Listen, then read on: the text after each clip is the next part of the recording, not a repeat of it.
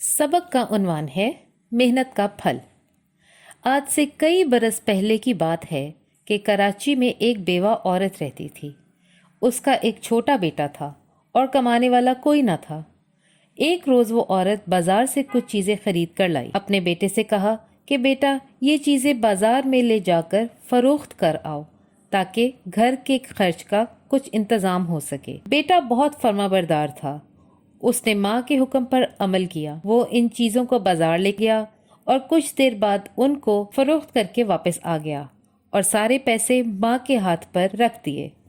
माँ ने हिसाब लगाया और बेटे को शाबाशी दी और कहा कि अगर हर रोज़ इसी तरह मेहनत करोगे तो जो नफ़ा मिलेगा उससे हम अपने अखराजात पूरे कर लेंगे। माँ के कहने के मुताबिक बेटा हर रोज़ कुछ चीज़ें ले जाकर फ़रोख्त करता रहा। आहिस्ता आहिस्ता उनके हालात बेहतर होने लगे और बेटा कारोबार का तरीका सीख गया। बड़े होकर उसने शक्कर का कारोबार शुरू किया।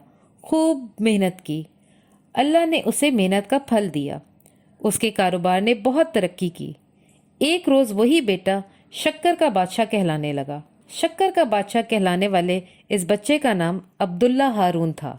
अब्दुल्ला हारून ने कारोबार की आमदनी से आवाम की भलाई के लिए बहुत काम किए। लोगों में इल्म का शौक पैदा करने के लिए तालीमी इदारे कायम किए। हुकूमत ने अब्दुल्ला हारून की खिदमात के एतराफ़ के तौर पर कराची की एक सड़क का नाम अब्दुल्ला हारून रोड रखा। सच है, दुनिया में इज्जत और मर्तबा उसी को मिलता है जो मेहनत करता है और आवाम की भलाई के काम करता है।